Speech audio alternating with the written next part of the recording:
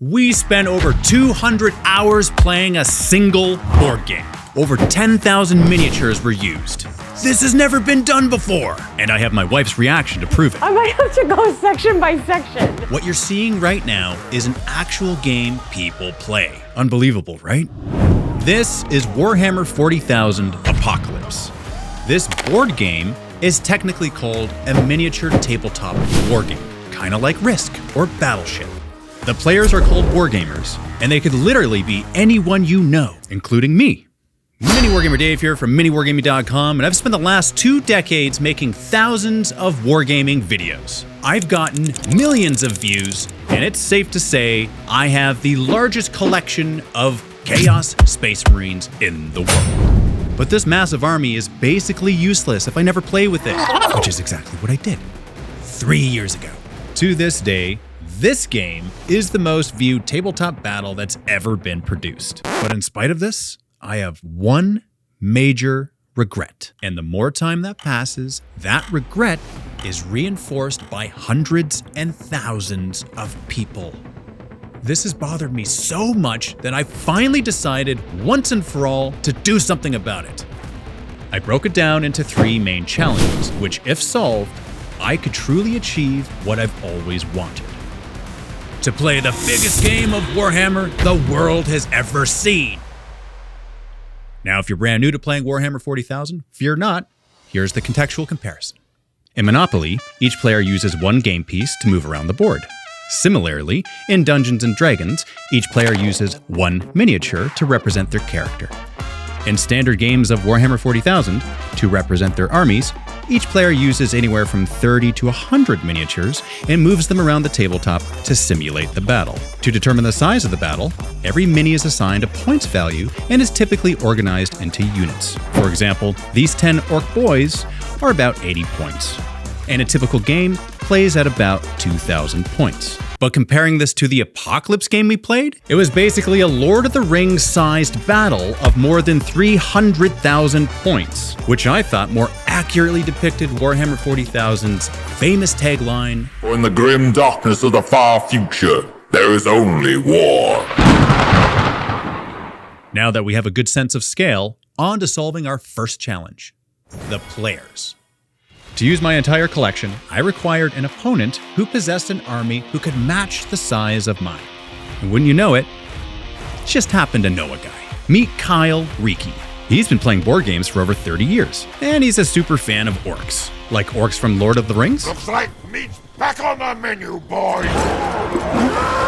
Kinda, but he prefers green-skinned aliens who shoot big cannons, cause loud explosions, and are endlessly fighting in a futuristic sci-fi setting. You know, orcs from the Warhammer 40,000 universe. But get this, since early 2020, Kyle has designed, 3D printed, and assembled his own version of orcs he calls bruisers. But the craziest part, every yellow mini you see was hand-painted by Kyle himself. And to further appreciate this insanity, see this mini? It takes about 2 hours to paint it, maybe more. Now times that by this many models, and this battle has a level of preparation that's an order of magnitude beyond reasonable comprehension. Now let's see who else we've recruited for this battle. So we settled on 3 players per side, with Kyle and I leading each team. Fighting for Team Orc, we have Rich, a high school technology teacher who's got a knack for all things mechanical. I've got multiple Stompas, Gorkanauts, aplenty. I've got almost a 40K table worth of huge walkers. Don't let the names of these silly units intimidate you. That's just Warhammer nerd speak. Because more than anything else, Rich appreciates the art of Warhammer. But I am a hobbyist first. It's very important to me that, the art of Warhammer is showcased. And this is like the biggest showcase of it that I think exists anywhere. And there. But don't let his calm demeanor fool you. Once the smack talk started, it didn't stop. Get this out of here. Let's go! Rounding out Team Orc, we have Mr. Gotti, aka Mr. Fish, a stay-at-home dad, live streamer, and a contagiously happy dude. Don't acknowledge anyone else's existence. His personal reason for playing this game? Simple. My job is to prove that I'm going to be the biggest and best war boss here by taking out the most. We couldn't have chosen a better player for this game, and just to prove how orky he is, He's in a self-imposed competition between himself and his fellow teammate Rich. I said, come and get your spiky geek, because I'm about to be the best war boss I've ever been. In his mind, if he kills more enemy units than Rich, it'll be a victory regardless of the overall outcome of the game. That still only counts as one. And that's Team Orc. Fun, right? Now, as the general for my team, my overall goal couldn't be simpler. Prove to the world that my army of chaos is the dominant force in the galaxy. How? By crushing Kyle's orcs. Obviously. Do I want to devastate his forces? Understatement. I want to inflict so much damage it'd be impossible for him to catch up. But that's much easier said than done. I have 32 wounds left. I think we're going to be here all day. Yeah. So to accomplish my goal, I recruited 2 players of my own. Meet Team Chaos. First up, we have Rob, a sales operations senior analyst responsible for communications and efficiency, which in my mind meant he's really good with numbers and strategy. Plus, he's got a pleasant personality. One of the things that's been great about this opportunity to come out here and play with everyone is that I am excited and nerd out about this shared hobby that we have together. But just don't get on his bad side, because these pleasant words can quickly slice through your soul. I'd say he's in preschool in his current grade comprehension levels. And finally, rounding out the players for Team Chaos, we have Tanya, the War Mistress. She loves painting minis, and she's no stranger to powerful weapons. As a habitual Astra Militarum player, I see a large gun, and I want to shoot it. But wait, she's a loyalist? I do not want to fall to chaos. I don't care how fun it is. I need to get through this game, and then I need to return to my happy place. Not the God Emperor? No, you're bad. I don't want to be bad. You know what? It's true. She normally does fight for the good guys. But here's the secret. In Warhammer 40,000, there are no good guys. Now, before Kyle and I made a single dice roll, we had to assemble our team. Because 3 years ago, when we first attempted this massive battle, it was just the 2 of us. A decision met with instant regret. Because let's be honest here, we needed more bodies to help move miniatures. Assembling our teams solves our first challenge beautifully. It's not only obvious when you think about it, but it perfectly aligns with how we solved problem number 2, the narrative. In the cold void above the dying world of Carvax Prime, 2 titans of war watch as their legions tear the planet apart. Oceans boil, continents crack, and the sky burns green and black. The colors of the Wa and the legions of chaos. For Gazgul Mac Uruk Thraka, prophet of Gork and Mork, this world is perfect. A battlefield forged by the gods themselves. Word reached him that a weapon of unimaginable destructive power rests at the heart of the planet. A weapon capable of vaporizing entire armies in a single blast. To Gazgul, it is not a relic to be studied or hoarded. It is a challenge. Whoever controls it commands the biggest gun in the galaxy. And there's only one rule in Orc logic.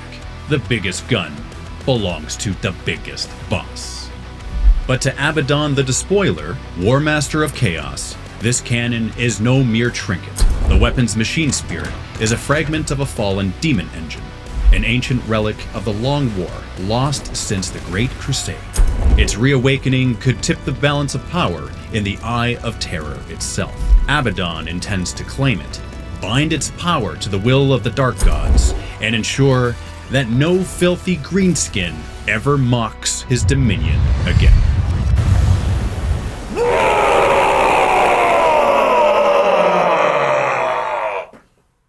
Now, playing a game with friends is one thing, but immersing ourselves in rich narrative is another. The narrative segment you just watched didn't exist 3 years ago. It's crazy to think there wasn't an obvious narrative attached to the battle. Isn't this exactly what we're imagining when we play a tabletop game? So by clearly defining the leaders of the armies and why they're fighting on the battlefield, solves the regret of having no attached narrative. Which finally brings us to solving the third and most important challenge I had 3 years ago: the game itself.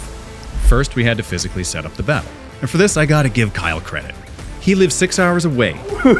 So for a few weeks leading up to our game, he ended up making 4 round trips to transport this wall of crates which stores his entire collection. His level of dedication is impressive, to say the least. So back in our gaming hall, we set up 17 folding tables, used an unreasonable amount of table wargaming mats, then added various terrain pieces to immerse ourselves in this apocalyptic landscape. Looking back, the setup process seems so simple. But in reality, it took all 6 of us, plus some additional helpers, an entire day from start to finish to meticulously place thousands of miniatures in their respective units across the battlefield. Now to determine the overall winner of this battle. The game is played for 3 rounds. Since there are 6 players in total, each round consists of 3 mini battles. Me versus Kyle, Rob versus Mr. Fish, and Tanya versus Rich. The result of each mini-battle can only be victory or defeat, with a single victory point awarded to the winner. No ties. Victory points are totaled at the end of each round. The team with the most victory points by the end of round 3 wins the game. Simple. But here's the twist. Tanya and Rich will begin the game next to the cannon. The winner of each round controls the cannon, but it's not a sure shot. It might scatter. Be it friend or foe, whatever it hits, it eliminates. Once we solved the challenge of setting up the battle, we got some much-needed shut-eye and dreamt of all the ways we were going to eliminate each other the following day. That's why we play games. Now you might be thinking, you did it! You solved the 3 main issues of your game 3 years ago. It's time to celebrate! Well, yes and no. You see, choosing the players, defining the narrative, and setting up the battle were challenges I needed to overcome in order to end my pain of regret. But what exactly is my big regret? 3 years ago, I wanted to play the biggest game of Warhammer the world has ever seen. The only problem was, the world didn't see a game. This 15-minute, 28-second video only showed highlights of a game. And the #1 criticism was, show me the actual game. Show me the money! It's for this reason I decided to show this spectacular battle with all the fun gameplay, clearly defined objectives, and the emotional experience of the players involved in all its glorious detail.